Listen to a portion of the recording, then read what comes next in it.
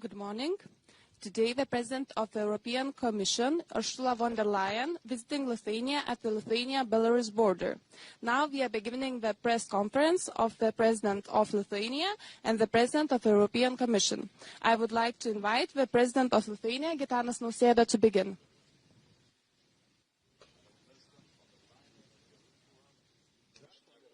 Ministers, ladies and gentlemen.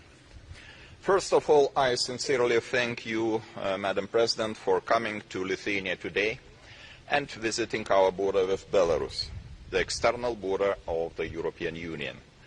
Your presence here is a powerful signal of European solidarity.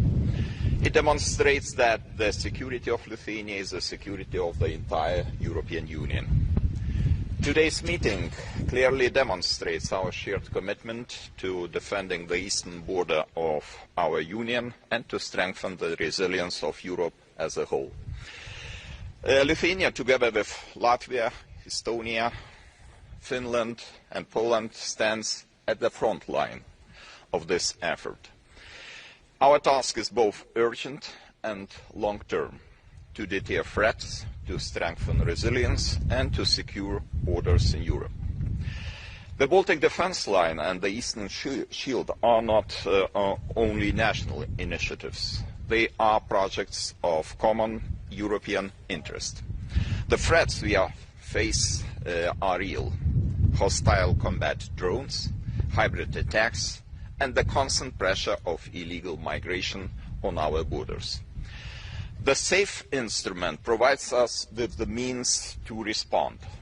Lithuania's estimated needs amount to 8 billion euros, investments that will strengthen our national defense, fortify the Baltic Defence Line, and support Ukraine.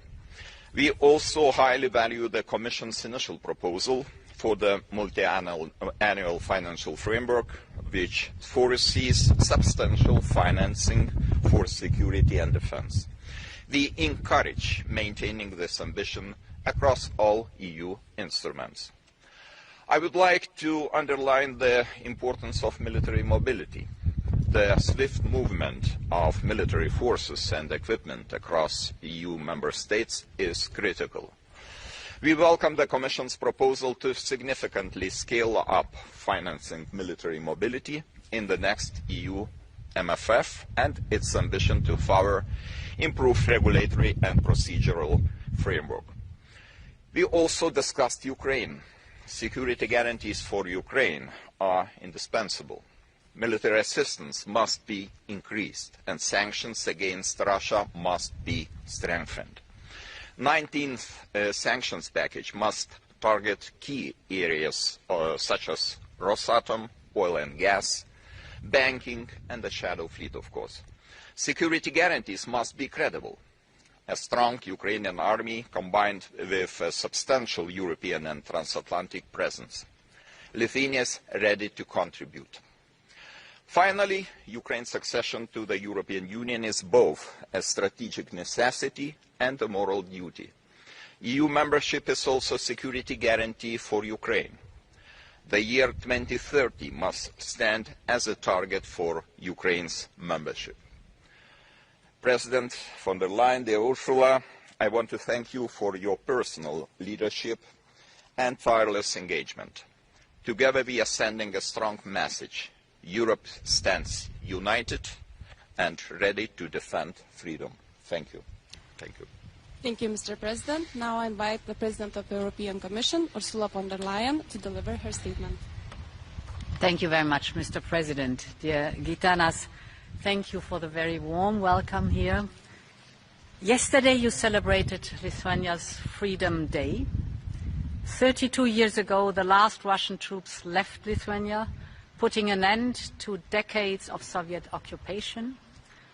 And today, Europe fully stands with Lithuania as a frontline state. You face Russia in Kaliningrad. You face Belarus on your border. You live under geopolitical and economic pressure, as well as constant military and hybrid threats. The instrumentalization of migrants, for example, is something Lithuania knows all too well. And I heard that last month 2 drones crossed your border with Belarus. All in all, let me reassure you that as Lithuania is being tested, Europe as a whole is being tested, we are with you in all possible ways, and this is also one of the reasons why I'm very glad to be here with you today. We have already made it possible to redirect cohesion funds to address economic and security challenges at the border.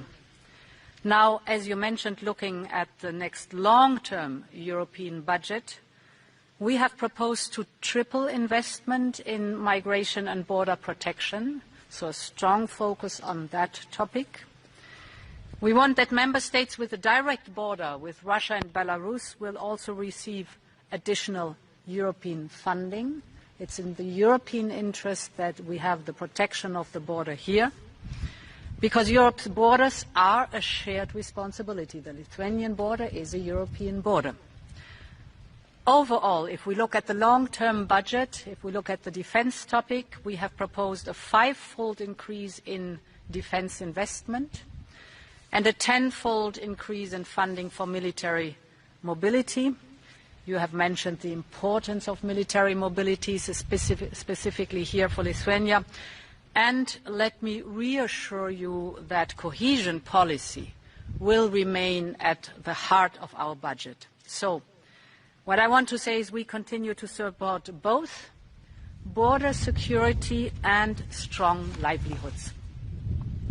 Now, while the next budget is in the phase of negotiations, we need to move rapidly now and efficiently to improve our defense posture. We cannot wait for the new budget. We have to act now already. And as you know, together we have enabled financial support of 800 billion that we have together agreed. It is the National Escape Clause and it is the SAFE instrument, 800 billion euros that are accessible till 2030. Now, if I take the SAFE instrument, it will focus on pan-European defense projects. For example, capabilities to counter drone attacks. 19 member states have applied to SAFE, including Lithuania. I'm glad to say that the instrument has been fully subscribed, all 150 billion euros. And I was glad to hear, Gitanas, that the 3 Baltic states and Poland are already preparing joint procurement for the Eastern Shield initiative. This is an excellent investment of common European interest where we should focus on. You also applied, of course, for the second instrument, the budgetary flexibility. We call it National Escape Clause. You are already among NATO's top spender by GDP, and now you have requested more flexibility in the budget like 15 other member states do too. Finally, it is important not only the funding, but also the implementation of the funding and that we have a coherent approach. Therefore, we will present in fall to the European Council a roadmap about what is necessary to strengthen our defense posture, what are our gaps, what capabilities are needed, what are our milestones, what are our targets, because we know only what we can measure really gets done finally.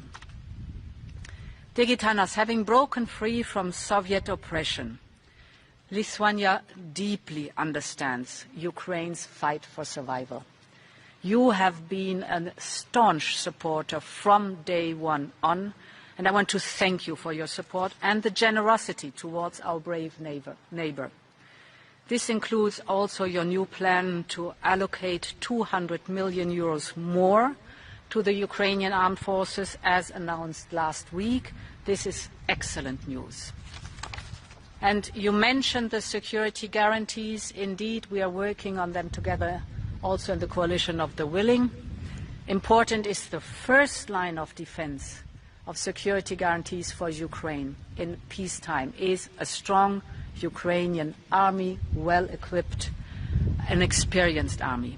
The second line of defense would be a multinational group from the coalition of the willing, with the backstop of the Americans. And the third important line of defense is our own defense posture. Of course, I want to mention, you can also call a security guarantee membership in the European Union for Ukraine. So this is the whole package we are together working on here. Dear Gitanas, today I'm here to reaffirm Europe's indefectible solidarity with Lithuania, because Europe needs a strong Lithuania to protect our borders and our people. I know that Europe can count on you, and I know that I can count on you and the Lithuanian people personally. Thank you very much. Now we have time for two. I invite you to approach the microphone to introduce yourself, ask a question, and tell to whom you address it. Hello, Stepa News Agency Alta. A question for President of the European Commission. Yesterday you announced that in the next 7-year financial perspective, more funds will be allocated for migration and border management in countries that share borders with Russia and Belarus. However, those are long-term plans. So what can the European Union do now, considering that the threats at the borders are growing and evolving? And I'm referring to the upcoming Zapad military exercises and several recorded cases of drones flying into Lithuania from Belarus. And one more question for both. What can Lithuania expect from the European Union? Yeah. As you rightly said, the long-term structural answer is the new modern budget.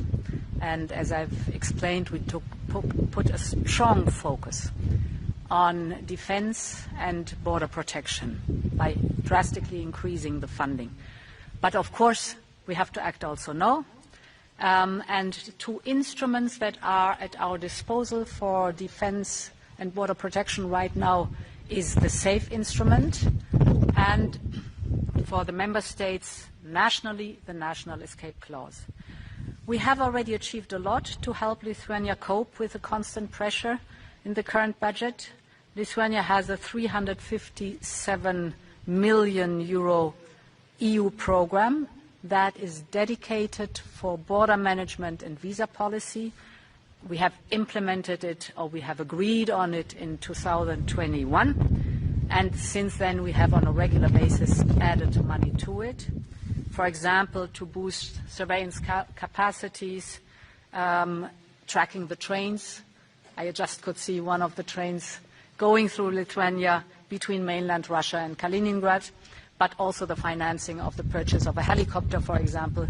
So these are very concrete examples. Finally, to cope with the migratory pressure, we have made available almost 135 million euros to Lithuania to finance electronic, state-of-the-art border surveillance systems. So you see a lot has been done specifically for Lithuania. Then there is the second layer of instruments now, like SAFE, and then there will be the next European long-term answer, that is the new budget for the European Union. We are committed to improve the security of our state border, and Madam President already mentioned the SAFE instrument, which is especially important right now. And as I mentioned, Lithuania has applied for 8 billion euros from this financial instrument. 7 billion euros will be dedicated to establishment and development of our national division until 2030. About 1 billion euros will be dedicated to the strengthening of our border and exactly in building the Baltic defense line together with our neighbor Poland. So I think those resources will come immediately. They will be spent in most efficient way. And Lithuania understands the situation now is very dangerous, very fragile, and we have to be able to detect the UAVs which are crossing from time to time our border, and we should be able to shoot them down if needed. So this is about safety of our people, and we take this very seriously. Last question.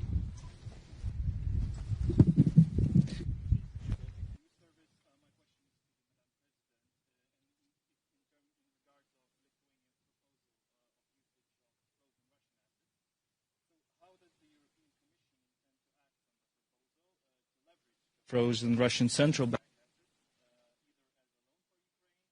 or within.